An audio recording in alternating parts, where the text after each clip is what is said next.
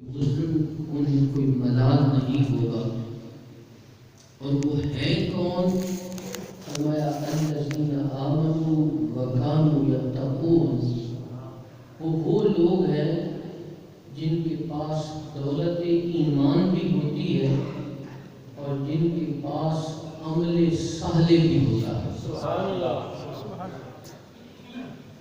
وہ اللہ کے دوست ہوتے ہیں، اور اللہ تبارک و تعالی کا جتنا کسی شخص کو قرب نصیب ہوتا ہے اس پر اللہ کی اتنی ہی زیادہ نوازشات ہوتی ہے۔ ارشاد فرمایا وہ اللہ کے بندے وہ ہیں جن کے پاس دولت ایمان بھی ہوتی ہے۔ ایمان کا مختصر تعارف آپ یوں سمجھیں کہ حضور نبی کریم صلی اللہ علیہ وآلہ وسلم اللہ کی بارگاہ سے جو کچھ لے کر آئے اس کو حق اور سچ سمجھنا، اس پہ یقین رکھنا، اس کو ایمان کہتے ہیں کہ اللہ کا نبی جو اللہ کی طرف سے پیغام لایا یہ سچ ہے، یہ حقیقت ہے، اس پہ آدمی یقین رکھتا ہے تو اس کو ایمان کہتے ہیں۔ آگے ارشاد فرمایا وَعَمِلُوا الصَّالِحَاتِ الَّذِينَ آمَنُوا وَكَانُوا يَتَّقُونَ، وہ لوگ متقی اور پرہیزگار ہوتے ہیں۔ مجمع اکثر مجھے نظر آ رہا ہے کہ علماء اور حفاظ کرام تشریف فرما ہے، اس لیے اگر کہیں گفتگو تھوڑی مشکل ہو جائے میں کوشش کروں گا کہ آسان بھی ہو، آپ کو سمجھ بھی آ جائے۔ قرآن نے فرمایا اللہ کے ولی کون ہیں؟ فرمایا ایک تو ان کے پاس دولت ایمان ہوتی ہے، اور دوسرا فرمایا وَكَانُوا يَتَّقُونَ، وہ پرہیزگار اور متقی ہوتے ہیں۔ وہ پرہیزگار اور متقی افراد ہوتے ہیں۔ آج دور بدل چکا ہے، لوگ ولی اسے سمجھتے ہیں جس کے پاس لمبی گاڑی ہو، جس کے پاس ایک مریدوں کا جتھا ہو جو ہٹو بچوں کی آواز اور صدا لگا رہے ہو، لوگ اسے ولی سمجھتے ہیں، جبکہ قرآن کہہ رہا ہے اللہ کا ولی وہ ہوتا ہے الذین، ارشاد فرمایا الذین آمنوا، جن کے پاس دولت ایمان ہوتی ہے، وکانوا یتقون، اور متقی و پرہیزگار ہوتے ہیں۔ سبحان اللہ، سبحان اللہ، ماشاء اللہ۔ ان کی غرض دنیا سے نہیں ہوتی، ان کی غرض یہ ہوتی ہے کہ میرا رب راضی ہو جائے، میرا رسول راضی ہو جائے۔ سبحان اللہ۔ قرآن یہ کہہ رہا ہے الذین آمنوا وکانوا یتقون، کہ وہ لوگ جن کے پاس دولت ایمان بھی ہوتی ہے اور متقی و پرہیزگار ہوتے ہیں۔ علماء نے تقویٰ کی بہت سی صورتیں لکھی ہیں، لیکن حضرت ضیاء الامت جسٹس پیر محمد کرم شاہ الازہری رحمۃ اللہ تعالی علیہ نے تقوی کی بڑی آسان اور خوبصورت تعریف لکھی ہے۔ آپ نے ارشاد فرمایا متقی وہ ہوتا ہے، تقوی والا وہ ہوتا ہے جو اس جگہ سے کبھی غیر حاضر نہیں ہوتا جہاں اللہ نے حاضری کا حکم دیا ہے، اور اس جگہ پہ کبھی حاضر نہیں ہوتا جس جگہ سے اللہ نے منع کیا۔ سادی سی تعریف ہے۔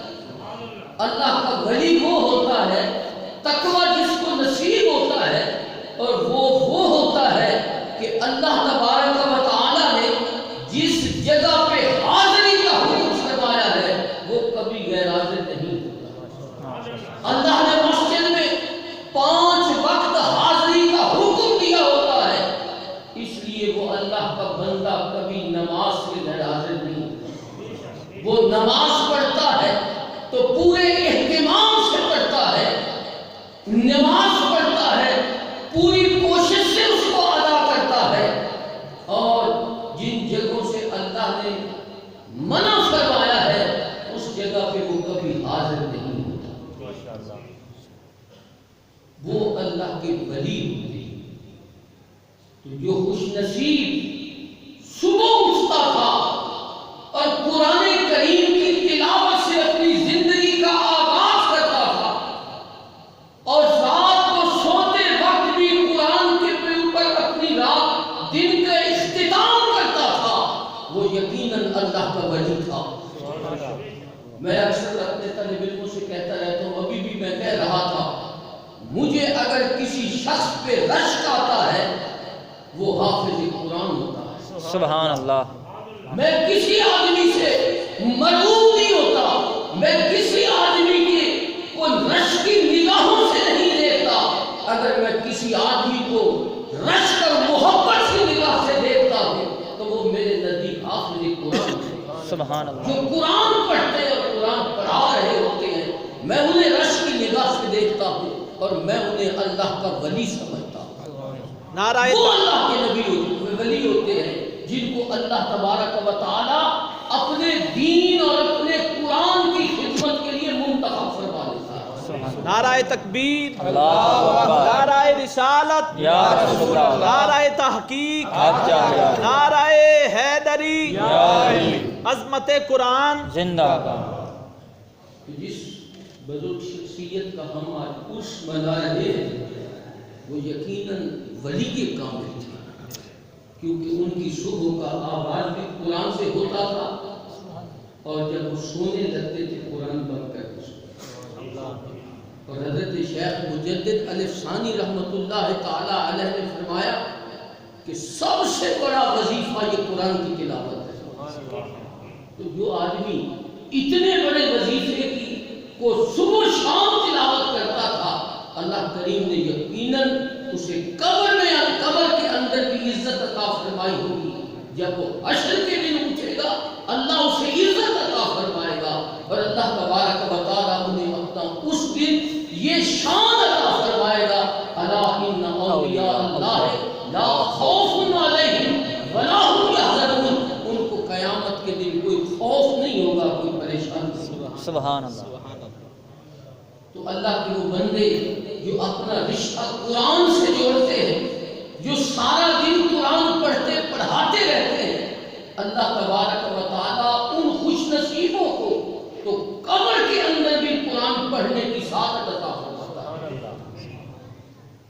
آج دور مختلف ہو گیا ہے، جو لوگ قرآن پڑھتے پڑھاتے رہتے ہیں ان کو قدر کی نگاہ سے نہیں دیکھا جاتا، لیکن وہ خوش نصیب اللہ اور اس کے رسول کی بارگاہ میں، ان کی بارگاہ میں بڑے قدر والے لوگ ہوتے ہیں جو اللہ کی قرآن کی خدمت کرتے ہیں۔ یا آپ نے سنا ہوگا قرآن نے حضور نے شان فرمایا، خیرکم من تعلم القرآن وعلمہ، تم میں سب سے بہتر وہ ہے جو قرآن پڑھتا اور پڑھاتا۔ تو گویا اللہ کی بارگاہ میں اس کا مرتبہ ہے، حضور کی بارگاہ میں اس کا مرتبہ ہے جو قرآن کا خادم ہوتا ہے، جو قرآن سے اپنا رشتہ جوڑتا ہے۔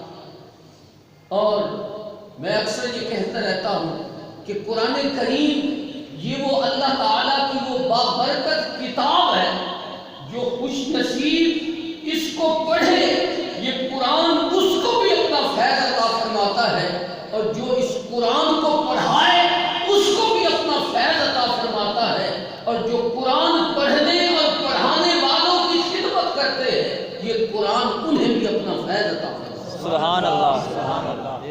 تو جس خوش نصیب نے ساری زندگی قرآن کی تعلیم دی، قرآن پڑھاتے ہوئے گزار دی، اللہ نے اسے بہت بڑا مرتبہ یقیناً عطا فرمایا۔ اس لیے یہ جو قرآن کے خادم ہوتے ہیں یہ حقیقت میں اللہ کے دوست یہی ہوتے ہیں جو ہر وقت اس کی کلام کو پڑھتے رہتے ہیں۔ لیکن ہمارے اس معاشرے میں ان لوگوں کی قدر بہت کم ہوتی ہے، وہ ٹوٹی ہوئی چٹائی پہ بیٹھے ہوتے ہیں، سارا دن قرآن پڑھتے پڑھاتے رہتے ہیں، ہمارے نزدیک ان کی کوئی حیثیت نہیں ہوتی۔ ایک عام آدمی آتا ہے جس کے سر پہ بڑی دستار مرید اس کے ساتھ ہوتے ہیں ہٹو بچوں کی صدا لگ رہی ہوتی ہے، اس کے بارے میں ہمارا تصور یہ ہوتا ہے کہ اللہ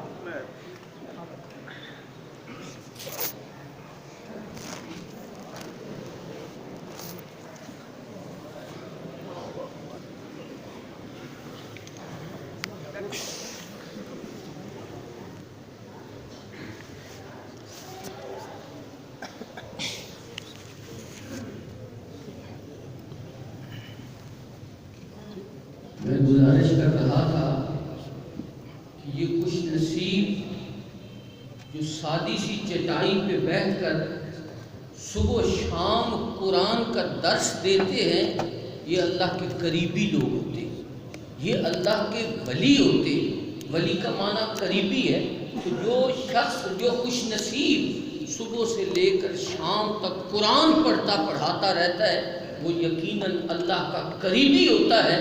اللہ انہیں دنیا کے اندر بھی عزتیں عطا فرماتا ہے، جب اس دنیا سے رخصت ہوتے ہیں اپنی قبر میں جاتے ہیں تو اللہ قبر میں بھی انہیں عزتیں عطا فرماتا ہے۔ حضرت امام سیوطی رحمۃ اللہ تعالی علیہ، بڑے آپ سارے لوگوں نے ان کا نام سنا ہوگا، قرآن کے عظیم محدث بھی تھے، مفسر بھی تھے، حدیث کے محدث بھی تھے، اور علماء نے لکھا ہے کہ 1000 کتاب انہوں نے دینی فنون پہ لکھی، سبحان اللہ، اتنا عظیم محدث۔ لیکن میں ان کے بارے میں یہ کہتا رہتا ہوں کہ انہوں نے خود فرمایا ہے، ان کی بڑی عظمت یہ ہے، انہوں نے خود لکھا ہے کہ مجھے 70 سے زائد مرتبہ اللہ کے نبی کی حالت بیداری میں زیارت نصیب ہوئی۔ سبحان اللہ، انہوں نے لکھا ہے کہ ایک شخص قبرستان میں قبر کھود رہا تھا تو ساتھ والی قبر کھل گئی، تو اس آدمی نے دیکھا کہ اندر بیٹھ کر ایک آدمی قرآن کی تلاوت کر رہا ہے، سبحان اللہ، قرآن کی تلاوت کر رہا ہے، اور اس قرآن پڑھنے والے نے کہا کیا قیامت آ گئی کہ میری قبر کھل گئی ہے؟ تو اس قبر کھودنے والے نے کہا نہیں، قیامت تو نہیں آئی، میں تو دوسری قبر کھود رہا تھا، آپ کا پتھر ہل گیا۔ تو انہوں نے فرمایا پھر میری قبر بند کر دو۔ اللہ اکبر، تو جو لوگ اللہ کے قرآن کی خدمت کرتے ہیں، اللہ تبارک و تعالیٰ انہیں قبر میں بھی قرآن پڑھنے کی سعادت عطا فرماتے ہیں۔ اس لیے ان لوگوں کی قدر کیا کریں جو لوگ قرآن کے خادم ہوتے ہیں، قرآن پڑھتے اور قرآن پڑھاتے ہیں۔ اللہ تبارک و تعالیٰ ان لوگوں کو اپنا قرب عطا فرماتا ہے، اور یہی لوگ حقیقت میں اللہ کے ولی ہوتے ہیں۔ تو اللہ تبارک و تعالی ہمیں ان نیک لوگوں اور صالح لوگوں کی میت عطا فرمائے، ان کی دوستی عطا فرمائے، ان کا تعلق عطا فرمائے۔ اگر ہم لوگ ان سے اپنا رشتہ قائم رکھیں گے تو ان کی محبت کی وجہ سے اللہ ہم پہ بھی کرم فرمائے گا۔ اور حقیقتاً میں کوئی ملمہ سازی نہیں کرتا، میں سچ کہہ رہا ہوں، اگر اللہ کے ولی آپ نے دیکھنے ہو تو جو شخص صبح سے لے کر شام تک قرآن پڑھتا اور پڑھا رہا ہے وہ حقیقت میں اللہ کا ولی ہوتا ہے، سبحان اللہ، وہ حقیقت میں اللہ کا ولی ہوتا ہے، اللہ کا دوست ہوتا ہے۔ تو قرآن نے ارشاد فرمایا اللہ کے ولی کون ہوتے ہیں؟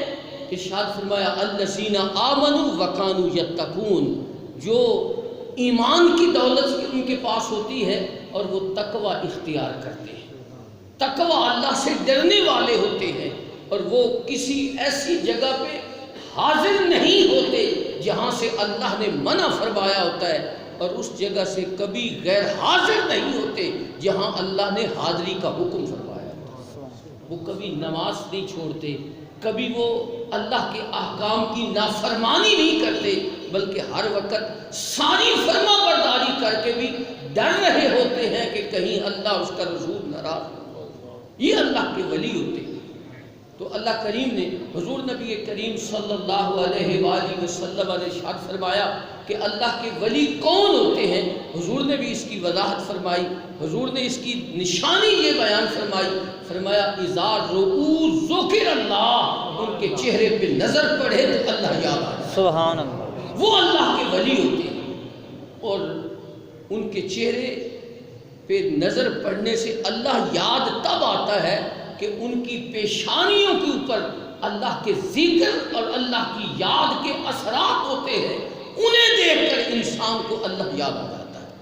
ان کے ایک خاص یہ نہیں ہے کہ اگر ماتھے پہ وہ داغ بنا ہوا ہو تو وہ ولی ہوتا ہے، نہیں، ان کے چہرے کے اوپر ایک خاص رونق ہوتی ہے، سیماہم فی وجوہہم، ان کے چہروں کے اوپر ایک خاص علامت ہوتی ہے جس کو انسان بندہ مومن دیکھتا ہے تو اس کی زبان سے نکلتا ہے سبحان اللہ، سبحان اللہ، کیونکہ اس نے ساری زندگی اللہ کے قرآن کو پڑھتے پڑھاتے گزاری ہوتی ہے۔ جب اس کے چہرے کو دیکھا جاتا ہے تو یقیناً اللہ یاد آ جاتا ہے۔ تو جب انسان اللہ کریم کا ذکر کرتا ہے، اللہ تعالیٰ کی تقوی اختیار کرتا ہے، اللہ کا خوف اس کے دل میں ہوتا ہے، اللہ تبارک و تعالیٰ اس انسان کو اپنا قرب عطا فرماتا ہے۔ اور جو خوش نصیب اللہ کا پھر قریبی بن جاتا ہے تو اللہ تبارک و تعالیٰ دنیا کے اندر بھی انہیں فضیلتیں عطا فرماتا ہے، اور وہ دنیا سے رخصت ہو جاتے ہیں پھر بھی ان کا وجود باعث برکت ہوتا ہے۔ حضور سرور عالم صلی اللہ علیہ وآلہ وسلم نے بہت سی احادیث طیبہ کے اندر اللہ کے نیک بندوں کا ذکر فرمایا کہ جب انسان اللہ تبارک و تعالیٰ کا ذکر کرتے کرتے اللہ کی قرب حاصل کر لیتا ہے تو اس کا وجود پورے معاشرے کے لیے باعث برکت ہو جاتا ہے۔ اللہ کا ولی، اللہ کا جو دوست ہوتا ہے، وہ اپنی ذات کے لیے تو بہتر خیر والا ہوتا ہی ہے، لیکن اس کا وجود پورے معاشرے کے لیے خیر و برکت کا باعث بن جاتا ہے۔ وہ اس طرح کہ اگر کوئی شخص پریشانیوں کا مارا ہوا اس کی بارگاہ میں آتا ہے، عرض نہیں کرتا کہ میں فلاں بیماری میں مبتلا ہوں، فلاں تکلیف میں مبتلا ہوں۔ بڑی خوبصورت بات لکھی حضرت علامہ آلوسی رحمۃ اللہ تعالی علیہ نے، قرآن کریم کی آیت ہے فالمدبرات امرا، اس کی تفسیر کے اندر انہوں نے لکھا ہے کہ جب کوئی شخص اللہ کا قرب حاصل کر لیتا ہے تو اللہ تبارک و تعالیٰ اسے یہ شان عطا فرماتا ہے، فرمایا حاصل لزائرہم مدد روحانی، کہ جب کوئی شخص ان کی بارگاہ میں آتا ہے تو اسے روحانی مدد نصیب ہوتی ہے۔ اور آگے انہوں نے ارشاد فرمایا اس اللہ کے بندے کے پاس کوئی پریشان تکلیف کا مارا ہوا حاضر ہوتا ہے، اس کے پاس بیٹھتا ہے، وہ عرض نہیں کرتا کہ حضرت میں فلاں تکلیف میں مبتلا ہوں، میرے لیے دعا کر دیں۔ اللہ تبارک و تعالیٰ، علامہ آلوسی نے لکھا ہے، اللہ تبارک و تعالیٰ آنے والوں کی تکلیفیں ان کے وسیلے سے پہلے ہی حل فرما دیتا ہے۔ سبحان اللہ۔ یہ اللہ تعالیٰ اپنے قریبی بندوں کو یہ شان عطا فرماتا ہے، دنیا کے اندر ان کا وجود باعث برکت ہوتا ہے۔ بڑی مشہور حدیث پاک کہ اللہ تبارک و تعالیٰ جب جو لوگ نیکوکار ہوتے ہیں، قرآن اور حدیث کے خادم ہوتے ہیں، دین کو پڑھتے اور پڑھاتے ہیں، اللہ تبارک و تعالیٰ ان کو دنیا کے اندر بھی عزتیں عطا فرماتا ہے، آخرت کے اندر بھی انہیں عزتیں عطا فرمائے۔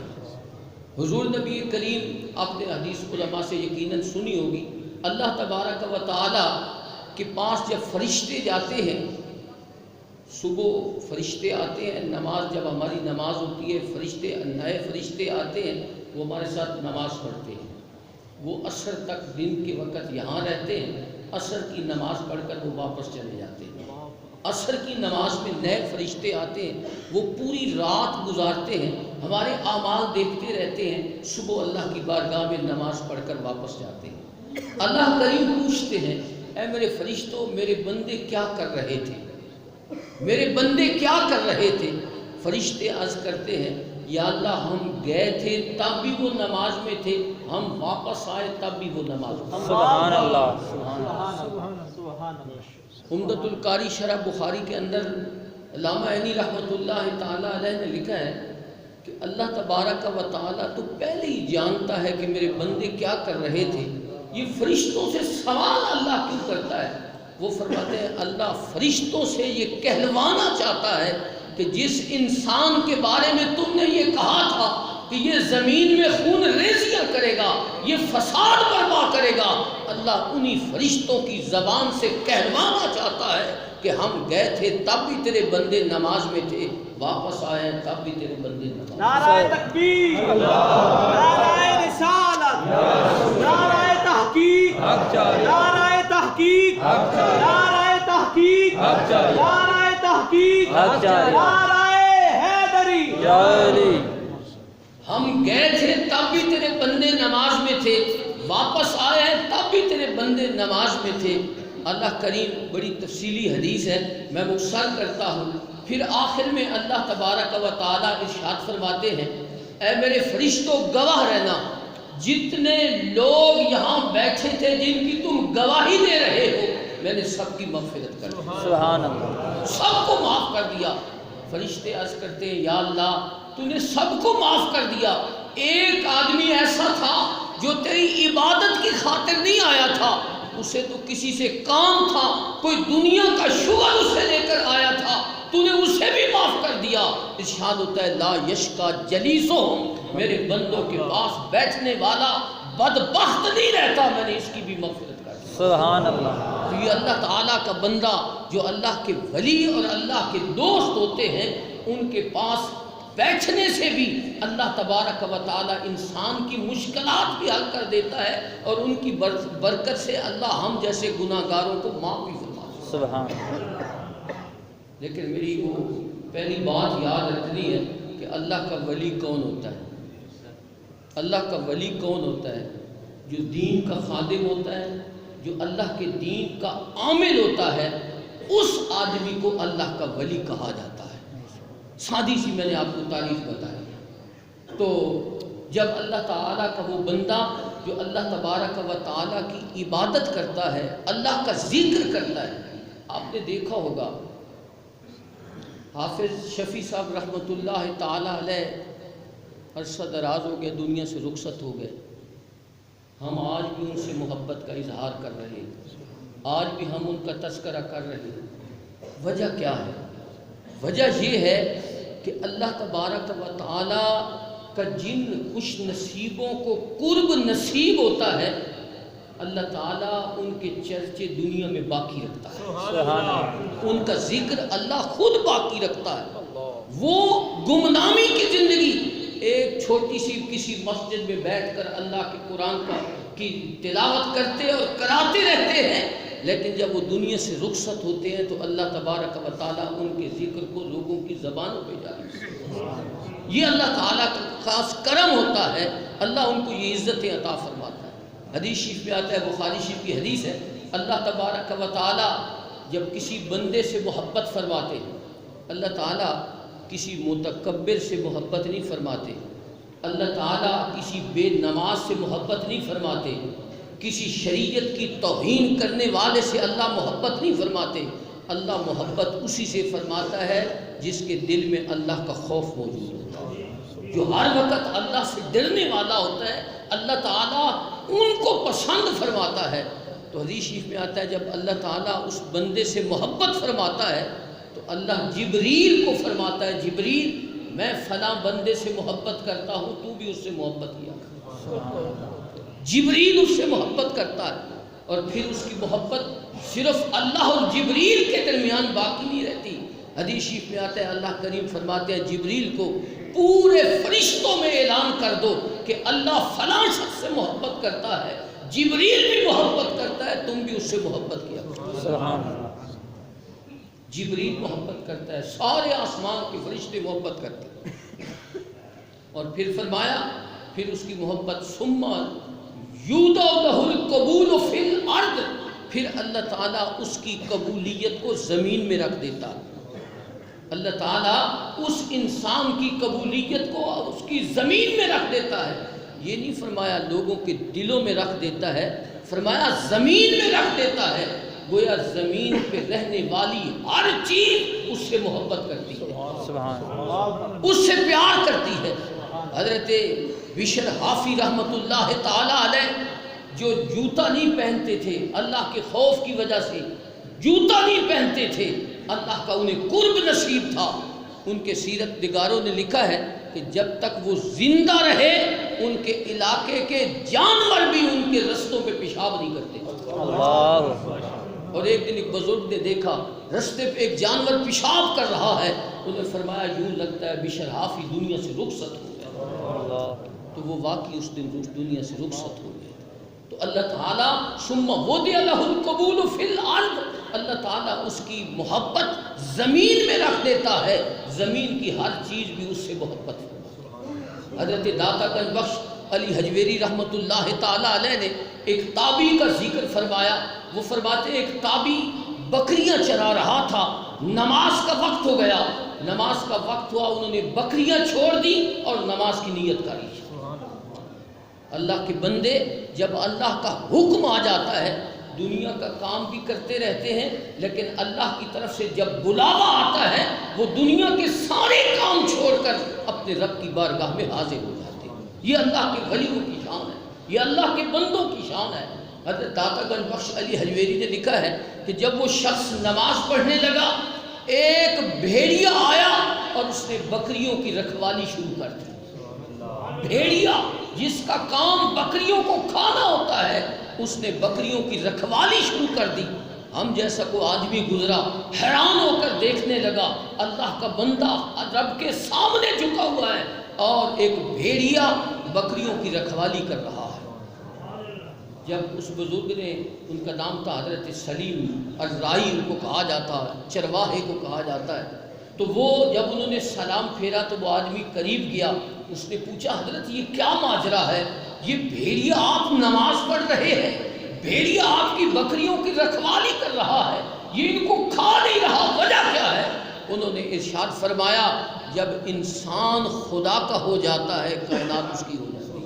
نعرہ تکبیر، نعرہ رسالت، نعرہ رسالت، نعرہ تحقیق، نعرہ حیدری، دین و ملت کی ریا پیر محمد کرم شاہ. جب انسان اللہ کا ہو جاتا ہے کائنات اس کی ہو جاتی ہے. پھر بھیڑیا بکریاں کھاتا نہیں ہے، بکریوں کی رکھوالی. اس نے کہا حضرت یہ بات مجھے سمجھ نہیں آئی. بھیڑیا ایک جانور ہے اور یہ کند ذہن جانور شمار ہوتا ہے. بھیڑیا آپ نے دیکھا ہوگا لوگ شیروں کو سکھا لیتے ہیں، بھیڑیا کبھی نہیں آپ دیکھیں گے کہ اس نے کسی کو اس کی تربیت کی. اس کو کیسے پتا کہ یہ اللہ کے بندے کی بکریاں ہیں اور یہ عام انسان کی بکریاں، ان کو کھانا ہے ان کو نہیں کھانا؟ مجھے بات سمجھ نہیں آ رہی. حضرت سلیم نے ارشاد فرمایا میرے پاس آؤ. وہ آدمی قریب آیا، ایک پتھر تھا، اس کے ایک کونے کے نیچے ایک پیالہ رکھا، دوسرے کونے کے نیچے پیالہ رکھا، پھر انگلی سے اشارہ فرمایا تو اسی ایک پتھر سے ایک طرف سے دودھ کا چشمہ جاری ہو گیا اور دوسری طرف سے شہد کا چشمہ جاری. سبحان اللہ. اس نے کہا حضرت یہ تو پہلے سے بھی عجیب بات ہے. انہوں نے فرمایا یہ کوئی عجیب بات نہیں ہے، جب انسان اللہ کا ہو جاتا ہے تو کائنات اس کی ہو جاتی ہے. سبحان اللہ. اللہ اکبر.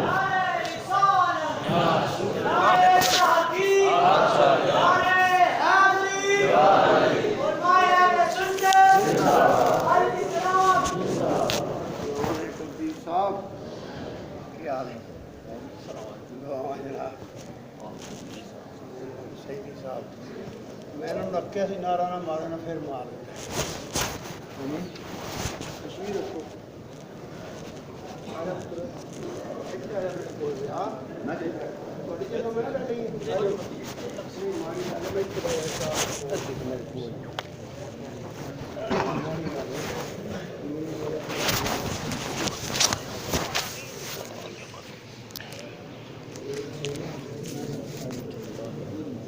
نعرہ تکبیر، نعرہ رسالت، نعرہ تحقیق، نعرہ تاجدار ختم نبوت زندہ باد علماء اہل سنت میں عرض یہ کر رہا تھا کہ جب انسان خدا کا ہو جاتا ہے کائنات اس کی ہو جاتی ہے. انسان اللہ کا بن جائے کائنات اس کی ہو جاتی ہے. تو اللہ تبارک و تعالی اپنے ذاکر بندوں کو یہ عزتیں عطا فرماتا ہے، یہ شانیں عطا فرماتا ہے کہ وہ دنیا کے اندر اپنے رب کا کلمہ پڑھتے رہتے ہیں، اللہ کے ذکر میں مصروف رہتے ہیں. تو اللہ تبارک و تعالی اس ذکر کی برکت سے اللہ انہیں دنیا میں بھی عزتیں عطا فرماتا ہے. جب اس دنیا سے رخصت ہوتے ہیں تب بھی اللہ عزتیں عطا فرماتا ہے. حضرت پیر میر علی شاہ صاحب رحمۃ اللہ تعالی علیہ آپ پاک پتن شریف تشریف لے گئے تو آپ کے پاس علماء آتے تھے، دوسرے مذاہب کے بھی علماء آتے تھے اور آپ سے سوال کرتے تھے. اللہ کریم نے حضرت پیر میر علی شاہ صاحب رحمۃ اللہ تعالی علیہ کو ظاہری علوم سے بھی نوازا تھا اور باطنی علوم سے بھی نوازا. اس لیے ہر قسم کے لوگ آتے تھے، سوال کرتے تھے، آپ ان کے جواب دیتے تھے. تو ایک آدمی آیا اور اس نے کہا حضرت آپ ایک عالم بھی ہیں، عارف بھی ہیں، آپ لوگوں کو دیکھتے نہیں ہیں کہ یہ بابا فرید کے دربار پہ آتے ہیں تو یہ بابا فرید کے نعرے لگاتے ہیں، حق فرید یا فرید کے نعرے لگاتے ہیں، اللہ کا ذکر نہیں کرتے. تو حضرت پیر میر علی شاہ صاحب رحمۃ اللہ تعالی علیہ نے فرمایا ایک تیری سوچ کا زاویہ ہے، ایک میری سوچ کا زاویہ ہے. میں بھی اسی بات کو سوچ رہا ہوں کہ لوگ حق فرید یا فرید کے نعرے لگا رہے ہیں، اللہ کا ذکر واقعی نہیں کر رہے. لیکن میں یہ سوچ رہا ہوں کہ اللہ کی شان کتنی بلند و بالا ہے کہ جس نے دنیا میں اللہ کا ذکر کیا، مرنے کے بعد اللہ نے لوگوں کی زبانوں پہ اس کا ذکر جاری کیا. سبحان اللہ سبحان اللہ. وہ اس دنیا سے رخصت ہوا، اللہ کریم نے ان لوگوں کی زبانوں پہ ان کا ذکر جاری فرمایا. تو جو خوش نصیب اللہ تبارک و تعالیٰ کے ذکر میں اپنی زندگیاں، قرآن کی تلاوت میں، قرآن کی خدمت میں اپنی زندگیاں بسر کرتے ہیں، اللہ دنیا کے اندر بھی انہیں عزتیں عطا فرماتا ہے. وہ دنیا سے رخصت ہوتے ہیں تب بھی اللہ تبارک و تعالیٰ ان کو عزتیں عطا فرماتا ہے. اور اللہ تعالیٰ اصل جب انسان اللہ تعالیٰ کا ذکر کرتا ہے، اللہ کو یاد کرتا ہے، قرآن کی تلاوت کرتا رہتا ہے. میں نے جس طرح پہلے گزارش کی کہ اللہ کے ولی، یہ اللہ کے ولی ہوتے ہیں جو حافظ قرآن ہوتے ہیں، یہ سارا دن قرآن پڑھتے پڑھاتے رہتے ہیں، اللہ کا قرب انہیں نصیب ہوتا ہے. اور اس قرب کی وجہ سے اللہ تبارک و تعالیٰ دنیا کے اندر بھی انہیں عزتیں عطا فرماتا ہے. یہ قبر میں جاتے ہیں تب بھی اللہ تعالیٰ ان کو یہ عزتیں عطا فرماتا ہے. قبر میں جا کر بھی یہ قرآن کی تلاوت کرتی ہے. میں نے امام سیوطی کے حوالے سے ابھی آپ کو گزارش کی. ایک حدیث شریف حضور نبی کریم صلی اللہ علیہ وآلہ وسلم کے ایک صحابی سفر کرتے کرتے ایک جگہ پہ انہوں نے پڑاؤ کیا، وہاں سورہ ملک کی تلاوت ہو رہی تھی لیکن کوئی پڑھنے والا نظر نہیں آ رہا تھا. اور صحابی رسول فرماتے ہیں میں نے سوچا کہ میں جب اس سفر سے واپس جاؤں گا تو میں حضور علیہ الصلوۃ والسلام سے یہ مسئلہ پوچھوں گا کہ حضور کیا وجہ تھی کہ ایک قرآن کی صورت پڑھی جا رہی تھی لیکن قرآن پڑھنے والا نظر نہیں آ رہا تھا. تو انہوں نے واپس آئے تو انہوں نے حضور سے یہ ماجرا عرض کیا تو حضور علیہ الصلوۃ والسلام نے ارشاد فرمایا یہ سورہ المنجیہ ہے، نجات دینے والی ہے. وہاں میرے کسی غلام کی قبر ہوگی جو دنیا میں اس قرآن کی تلاوت کرتا تھا، اللہ نے اسے قبر میں بھی قرآن پڑھنے کی سعادت. سبحان اللہ سبحان اللہ سبحان اللہ. اس لیے اگر ہم بھی چاہتے ہیں کہ اللہ تعالی ہم پہ بھی اپنی کرم نوازیاں فرمائے تو ہم بھی اپنا رشتہ ان قرآن پڑھنے اور پڑھانے والوں سے جوڑے تاکہ اللہ تعالی ہم پہ بھی اپنی خاص کرم نوازیاں فرمائے. یہ جو قرآن پڑھنے اور پڑھانے والے لوگ ہوتے ہیں بڑے عزت والے لوگ ہوتے ہیں، بڑے احترام کے قابل لوگ ہوتے ہیں. ہمارے ہاں یہ لوگ سوچتے ہیں کہ اگر بچہ دین پڑھنے کے لیے چلا جائے گا، قرآن پڑھنے کے لیے چلا جائے گا، دنیا کی دوڑ میں پیچھے رہ جائے گا. یہ تصور ہے لوگوں کا کہ وہ دنیا کی دوڑ میں پیچھے رہ جائے گا، اسے کوئی عزت اور وقار نصیب نہیں ہوگا. لیکن یاد رکھیں ساری عزتیں میرے رب کے پاس ہیں، وہ جسے چاہتا ہے یہ عزتیں عطا فرماتا ہے۔ اور حدیث میں آتا ہے حضور نبی کریم صلی اللہ علیہ وسلم کے ایک صحابی حاضر ہوئے، عرض کی یا رسول اللہ صلی اللہ علیہ وسلم میرا بھائی صبح اٹھتا ہے تو آپ کی مسجد میں آپ کی بارگاہ میں آ کر بیٹھ جاتا ہے، وہ سارا دن قرآن سنتا پڑھتا رہتا ہے اور شام کو واپس جاتا ہے، میرے ساتھ دنیا کا کوئی کام نہیں کراتا۔ تو حضور علیہ الصلوۃ والسلام نے یہ جملہ سن کر ارشاد فرمایا اللہ جو تمہیں رزق دے رہا ہے اس کی برکت سے دے رہا ہے۔ اللہ تبارک و تعالی جن لوگوں کے بچے قرآن پڑھتے ہیں اللہ ان کے گھروں میں بھی برکتیں پیدا فرماتا ہے۔ اور میں سب سے بڑی فضیلت حافظ قرآن کی یہ بیان کرتا رہتا ہوں کہ اس سے بڑی عزت کیا ہو سکتی ہے کہ جو قرآن حضور نبی کریم صلی اللہ علیہ وسلم کے قلب اطہر پہ نازل ہوا اور وہ قرآن حضور نے پہلے خود پڑھا، تو جو خوش نصیب آج 1400 سال بعد بھی حضور کے اس قرآن کو پڑھے گا وہ اس صف میں آ جائے گا جس کی امامت محمد الرسول اللہ کر رہا ہے۔ نعرہ تکبیر، نعرہ رسالت، نعرہ رسالت، نعرہ تحقیق، نعرہ حیدری، سیدی مرشدی، سیدی مرشدی۔ اس لیے جو خوش نصیب اپنے بچے کو قرآن پڑھائے گا وہ اس کا بچہ اس صف میں آ جائے گا جس کی امامت حضور علیہ الصلوۃ والسلام کریں۔ اس لیے اپنی اگر آپ سعادتیں سمیٹنا چاہتے ہیں، خوش بختیاں لینا چاہتے ہیں تو اپنا رشتہ قرآن کے ساتھ مضبوط کریں، اور جو قرآن پڑھنے اور پڑھانے والے ہیں ان کے ساتھ اپنا رشتہ مضبوط کریں، اللہ بڑی سعادتیں عطا فرمائے دنیا کے اندر بھی اور آخرت کے اندر بھی۔ آخرت کے اندر آپ نے علماء سے یقیناً حدیث سنی ہوگی، رسول اللہ صلی اللہ علیہ وسلم نے ارشاد فرمایا جب قیامت کا دن ہوگا لوگ پریشانی کے عالم میں ہوں گے لوگ، لیکن کچھ افراد ایسے ہوں گے ارشاد فرمایا لا یحزنہم الفزع الاکبر، قیامت کی پریشانی بھی انہیں پریشان نہیں کرے گی۔ وہ کون لوگ ہوں گے؟ ان میں سے فرمایا ایک وہ افراد ہوں گے جو حافظ قرآن ہوں گے جن کے سینوں میں اللہ نے قرآن کو محفوظ کیا ہوگا، وہ کستوری کے ٹیلوں کے اوپر بیٹھ کر قرآن کریم جن کے سینوں میں ہوگا وہ کستوری کے ٹیلوں پہ بیٹھ کر وہ سارا قیامت کا منظر دیکھ رہے ہوں گے لیکن ان کے اوپر کوئی پریشانی طاری نہیں ہوگی۔ تو یہ اللہ تبارک و تعالی قیامت کے دن بھی ان کو عزتیں عطا فرمائے گا۔ تو اس لیے اللہ تبارک و تعالی ہمیں قرآن اور صاحب قرآن کی محبت عطا فرمائے۔ لوگ سمجھتے ہیں کہ دنیا کے اندر جس کو پیسہ زیادہ مل جائے، دولت زیادہ مل جائے، لوگ کہتے ہیں یہ بڑا خوش نصیب ہے۔ یہ سنتے رہتے ہیں آپ، اس کے پاس بڑی گاڑی ہے، اس کے پاس کوٹھی ہے، اتنی جائیداد ہے، یہ بڑا خوش نصیب ہے۔ حقیقت میں خوش نصیب وہ ہوتا ہے جس کو اللہ قرآن کی نعمت عطا فرماتا ہے، جس انسان کو اللہ دین کی نعمت عطا فرماتا ہے، جس کا صبح و شام اللہ کے دین کی خدمت میں گزرتا ہے، وہ خوش نصیب ہوتا ہے۔ خوش نصیبی کا بھی تصور بدل چکا ہے۔ دنیا کو ہم خوش نصیبی سمجھتے ہیں، دنیا تو اللہ کافروں کو بھی دیتا ہے، دنیا تو اللہ ابو جہل اور ابو لہب کو بھی دیتا تھا۔ حقیقت میں سعادت مندی اور خوش نصیبی اس شخص کی ہوتی ہے جس کو اللہ دین کی نعمت عطا فرما دے، قرآن کی نعمت عطا فرما دے۔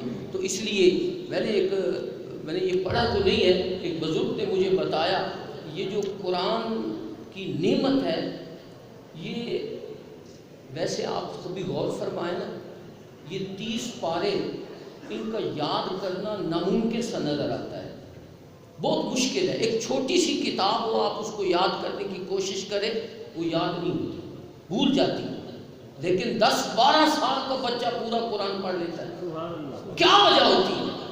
انہوں نے فرمایا اصل مسئلہ یہ ہوتا ہے کہ یہ سعادت اس خوش نصیب کو بخشی جاتی ہے جس کے سینے پہ حضور کا دست اقدس لگتا ہے۔ سبحان اللہ، ماشاءاللہ۔ تب اللہ تعالیٰ اس سینے کے اندر اس قرآن کو محفوظ فرما دیتا ہے۔ تو اتنی سعادتیں حافظ قرآن کو اللہ تعالیٰ دنیا میں بھی عطا فرماتا ہے، اور آخرت کے اندر بھی جو اللہ ان کو نعمتیں عطا فرمائے گا اس کا تو تصور بھی نہیں کیا جا سکتا۔ تو اللہ تبارک و تعالیٰ وہ حافظ شفیع صاحب رحمۃ اللہ تعالیٰ علیہ اس دنیا سے رخصت ہو گئے، آج ہم ان کا یہ دن منا رہے ہیں۔